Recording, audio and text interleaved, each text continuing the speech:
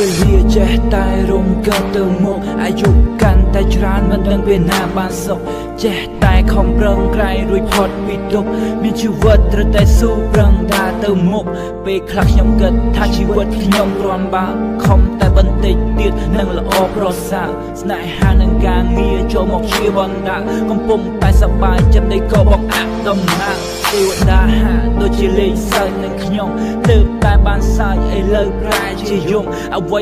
គ្រប់យ៉ាងប្រៀបដូចជាសូវិនហេតុអ្វីទេវតាយុត្តិធម៌យ៉ាងហ្នឹងដឹងថាមានជីវិតគឺត្រូវតែមានទុក្ខតែនេះទេវតាយកខ្ញុំមកសង្កត់ចង់ឲ្យខ្ញុំតច្រកអត់មានផ្លូវរត់ពេលនេះជីវិតខ្ញុំដូចថ្ងៃអត់សដងគត់